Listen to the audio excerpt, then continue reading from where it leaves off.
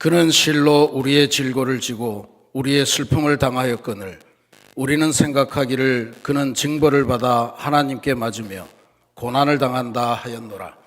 그가 찔림은 우리의 허물 때문이요 그가 상함은 우리의 죄악 때문이라. 그가 징계를 받음으로 우리는 평화를 누리고 그가 채찍에 맞음으로 우리는 나음을 받았도다. 우리는 다 양 같아서 그릇 행하여 각기 제 길로 갔거늘 여호와께서는 우리 모두의 죄악을 그에게 담당시키셨도다. 아멘. 하나님의 말씀입니다. 자, 할렐루야. 사순절 첫 주일을 보낸 첫 번 주간의 첫날 월요일입니다. 오늘 맥체인 성경 읽기는 출애굽기 6장, 누가복음 9장, 그리고 욥기 23장, 고린도전서 10장의 말씀입니다. 익숙한 말씀들이 많죠. 언약과 파송이라고 하는 주제로 여러분들의 성경 읽기가 하나님의 뜻 가운데 아름답게 이루어지기를 기도드립니다. 오늘 우리가 봉독한 이 이사야 53장 말씀은 아마 성경 전체 속에서 가장 눈물겹고 또 하나님의 구원의 계획을 가장 확실하게 알 수 있는 고난받는 종의 노래라고 하는 그 노래가 4개가 나오는데 이사야의 그 마지막 노래입니다. 그리고 사순절 기간 동안에 가장 많이 묵상되는 말씀 중에 하나이기도 합니다.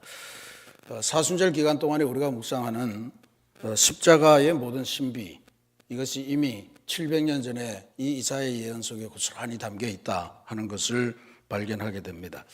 사순절은 우리가 단순히 고난당하는 그런 고행의 시간이 아니고 왜 주님께서는 십자가를 지실 수밖에 없었나? 십자가를 지시더라도 왜 그렇게 참혹하게 무력하게 깨어지는 방법으로 패배하는 방법으로 지셔야 했던가? 또 그게 엄밀히 보니까 실패하신 것이 아니라 결국은 승리였고 온 세상을 살리려고 하는 하나님의 아주 깊고 오묘한 정교한 구원 계획에 따라서 선택된 그러한 고난의 길이다라고 하는 것을 배우게 됩니다. 이 고난받는 종의 노래가 바로 그 하나님의 구원 계획, 그것을 알려주는 그런 비밀의 말씀입니다. 그래서 오늘 본문을 주의 깊게 보면서 사순절에 받을 은혜를 함께 묵상하도록 하겠습니다. 오늘 우리가 이 말씀을 통해서 가장 마음속에 깊이 새겨야 될 한 가지 신앙적 개념이 있다면 그건 바로 전가라고 하는 내용입니다. 책임을 전가하다, 이런 전가. 4절 말씀에 그런 실로 우리의 질고를 지고 우리의 슬픔을 당하였거늘. 그런데 이 말씀에 지다라고 하는 이 단어 나사라고 하는 히브리어를 쓰는데요. 지다라고 하는 것은 그러니까 내가 져야 될 것이 아닌데 대신 져주는 그러한 행위를 의미합니다. 레위기 16장에 아마 기억하실 텐데 아사셀의 염소라고 하는 내용의 이야기가 나옵니다. 대속죄일에 이제 제사장이 먼저 속죄하고 그 다음에 백성들을 위해서 속죄하고 이런 내용이 나오는데 어떻게 속죄를 하느냐 하는 속에서 나옵니다. 처음에 숫송아지 잡아서 제사장 개인의 죄를 속하고 그 다음에 다시 순양을 잡아서 제사장 집안의 죄를 속하고 그 다음에 이제 백성의 죄를 속하는 게 나올 때 백성의 죄를 속하는 순간에 백성들로부터 2마리의 염소를 봉헌이죠. 그러니까 헌물을 받습니다. 그래서 한 마리에는 여호와의 염소라 이름 붙이고 한쪽에는 아사셀의 염소라 이름을 붙입니다. 그래서 제비를 뽑아서 그렇게 정해요. 여호와의 염소라고 그 제비 뽑힌 그 염소는 이제 속죄제물로 태워서 드리고 그 다음에 아사셀의 염소라고 하는 이 염소에게는 제사장이 2손을 그 뿔에 얹고 기도를 합니다. 안수기도를 하는데 그 안수기도를 하는 순간에 백성들의 모든 죄가 안수기도하는 그 손을 통해서 이 염소에게 전가가 됩니다. 그리고 이 염소 안수기도 한 다음에는 그 염소는 선택된 사람에 의해서 데리고 저 성 밖으로 보이지 않는 어딘가로 가서 그냥 보내집니다.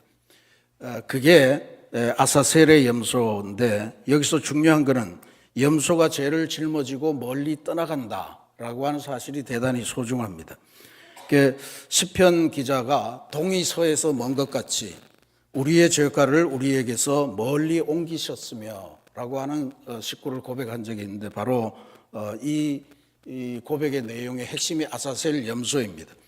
하나님께서 이 아사셀 염소의 전가라고 하는 행위를 예수님을 통해서 고스란히 역사 속에서 실현하셨다라고 하는 게 우리가 믿는 십자가 사건의 핵심이에요. 6절 말씀에 우리는 다 양 같아서 그릇 행하여 각기 제 길로 갔거늘 여호와께서는 우리 모두의 죄악을 그에게 담당시키셨도다. 이 담당시키셨다라고 하는 말씀이 모든 진노의 화살, 이거를 예수님 한 분에게 집중하셨고 예수님이 집중포화를 맞아서 그렇게 사망하시도록 하셨다, 그런 뜻이죠. 그 이유가 뭡니까? 우리가 각기 제 길로 갔기 때문이다. 이제 그렇게 이야기를 하는 겁니다. 우리가 제 길로 갔기 때문에 인류가 망가졌고, 우리가 제 길로 갔기 때문에 지구가 한패해졌고, 우리가 제 길로 갔기 때문에 인간관계가 폐퇴하는, 사람의 도덕성이 타락하고 죄악이 생기고 이런 이야기 되는데, 그걸 전부 다 예수님에게 다 담당시키시고 그렇게 해서 그 죄를 해결하도록 하셨다, 이런 내용입니다. 훗날에 히브리서 기자가 이렇게 고백을 하는데, 예수님은 어떤 분이냐 하면 자기 피로써 영원한 속죄를 이루사 단번에 성소에 들어가셨다, 이렇게 고백하면서 동시에 그분이 성문 밖에서 고난을 당하셨느니라, 그런 고백을 합니다. 그래서 여기에서 나와서 성문 밖이라고 하는 교회 이름을 채택한 교회도 많습니다. 성문 밖 교회, 성문 밖 교회만 진짜 교회다. 예수님이 성문 밖으로 끌려가셔서 돌아가셨으니까. 실제로 예수님은 성문 밖, 예루살렘 성문 밖에 있는 골고다 해골 골짜기에서 십자가를 지셨던 것으로 이게 나타납니다. 그러니까 이거를 보면 예수님께서는 단순히 우리의 고통을 동정하고 공감하고 이런 정도가 아니고 우리의 고통을 통째로 안으시고 그 고통을 안고 자기 스스로가 그 죽음을 죽어가면서 이 죄를 함께 가져가 버리시는 그런 의미에서 아주 철저한 평화의 죄의 전가되는 희생 제물로서 우리의 삶을 구원하셨다라고 하는 것이고, 이것 전체가 하나님께서 기획하신 일이다. 700년부터 기획한 것이다 라고 하는 것을 우리들에게 알려줍니다. 5절 말씀에 그가 찔림은 우리의 허물 때문이요 그가 상함은 우리의 죄악 때문이라. 그가 징계를 받음으로 우리는 평화를 누리고 그가 채찍에 맞음으로 우리는 나음을 받았도다.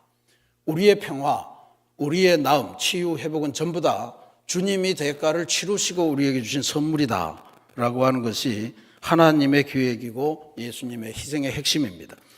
죄로 인해서 일그러진 만물의 질서가 다시 제자리를 찾는 우주적인 회복의 사건, 그건 오직 십자가 구원 사건에서부터 찾을 수가 있다 하는 것을 깨치시고, 하나님께서는 외아들을 희생시키심으로 또 희생시켜서라도 깨어진 관계, 망가진 인생, 이것을 다시 복구시키시려고 하는 평화를 기획하셨고 십자가에서 완성하셨음을 우리에게 보여주셨습니다. 다 우리가 각기 제 길로 감으로 망가뜨린 세상, 그것 때문에 생겨난 일이다 하는 것을 이 사순절에 우리가 뼈저리게 느끼는 것이 대단히 중요하다, 그렇게 봅니다. 전가, 이 전가가 중요합니다. 어릴 적에 배가 아플 때마다 어머니가 우리 배를 문지르시면서 하셨던 말씀, 이거 서울에도 똑같은 버전일까요? 우리 어머니는 종구배는 똥배, 엄마 손은 약손 이러면서 나을 때까지 계속 문지르셨거든요. 그 문지르는 속에서 조금 쉴 틈이 되면 차라리 내 배가 아프면 좋은데 이런 말씀을 계속 하셨던 게 기억납니다. 이게 오늘 이사야 53장 말씀을 보다 보면 이게 엄마의 그 손길, 이게 십자가 사랑하고 완벽하게 동치는 될 수 없지만 그 원리를 갖고 있는 거로구나. 차라리 내가 아프면, 내 배가 아프면, 내 목숨을 내어주면 네가 살 수 있을까라고 하는 이 말씀을 우리에게 알려주는 그런 비유가 될 수 있으리라, 그렇게 봅니다. 어머니는 자식의 고통을 당신의 손으로 옮겨오고 싶은 그 마음에 계속 문지르는 것이고, 그러다 보니까 차라리 이 아픈 게 전부 다 나한테 와서 내가 차라리 아프고 말면 그게 얼마나 우리 아이에게 귀한 평화가 임할까, 나음이 있을까라고 하는 것을 알려주는 그런 말씀이다 볼 수 있습니다. 예수님께서 십자가에서 하신 일의 핵심이 바로 내가 대신 아플게, 네 죄가 나한테라도 옮겨오게 할게 라고 하는 것인 줄로 믿습니다. 지금 우리는 그 예수님을 닮아서 사순절에 병든 지구의 배를 만지면서 너희의 죄와 질고 이것을 내가 다 가져가겠다라고 하는 그 예수님을 따라서 우리가 이 지구의 아픔을 안고 함께 이 지구를 위한 평화의 기획을 하는 주님의 계획에 참여해야 되는 그 역사를 결단을 해야 되는 시점입니다. 이제 우리가 엄마의 그 약손을 닮아야 할 때라 그렇게 봅니다. 그동안 지구는 우리가 제 길로 가는 바람에 이렇게 아프게 됐고 망가졌고 정말로 어렵습니다. 우리는 후손들에게 과연 어떤 지구를 물려줄 거냐라고 하는 것을 고민하지 않을 수가 없습니다. 그러니 지구의 배를 문지르면서 이렇게 고백하는 그런 사순절이 되길 바랍니다. 지구야, 네 아픔을 내가 조금이라도 가져가마. 내가 조금 불편해서 네 짐을 덜어줄게 라고 하는 이 탄소금식의 명령, 원리 이런 것들이 우리 안에 잘 체득되는 역사가 있기를 바랍니다. 사랑하는 우리 새신교회 성도 여러분, 우리는 그동안 양처럼 목자를 떠나서 각기 제 길을 가느라 우리가 발딛고 살고 있는 우리의 터전조차를 망가뜨리면서 우리의 평화를 누려왔습니다. 하지만 하나님께서는 그 죄를 우리에게 묻지 않으시고 우리의 죄악을 다 예수님께 담당시키셨고 주님께서는 아사셀의 염소처럼 우리의 죄악을 어깨에 짊어지시고 성문 밖으로 나아가서 십자가에 매달리셨습니다. 주님께서 십자가의 징계를 받으심으로 우리는 평화를 누리게 되었고 주님께서 채찍에 맞으심으로 우리는 나음을 입었다, 치유를 받았다라고 하는 사실입니다. 이제 이 사순절에 우리는 주님에게서 주님의 삶을 배워야 할 줄로 믿습니다. 주님으로 인해 평화를 누리고 나음을 경험한 우리는 이제 더 이상 주님께서는 계속 고통당하시고 우리는 평화와 치유를 즐기겠습니다. 이렇게만 고백할 수 없는 그런 처지가 되었습니다. 이제 우리도 주님을 닮아서 우리도 십자가를 지고 우리도 채찍을 맞고 그래서 우리의 이웃들을 위해 우리의 마품비를 위해 병든 이 지구를 위해 우리도 뭔가를 감당할 수 있으면 좋겠습니다 라고 하는 새로운 각성을 하는 사순절이 되기를 부탁을 드립니다. 주님과 함께 한 걸음 더 걷고 주님과 함께하는 시간을 늘리고 주님의 꿈을 함께 꾸는 그런 은총의 사순절을 보내시기를 주님의 이름으로 축원합니다. 오늘 제가 제안하는 이 탄소금식의 실천 과제는 우리 삶에 있는 플러그 뽑기입니다.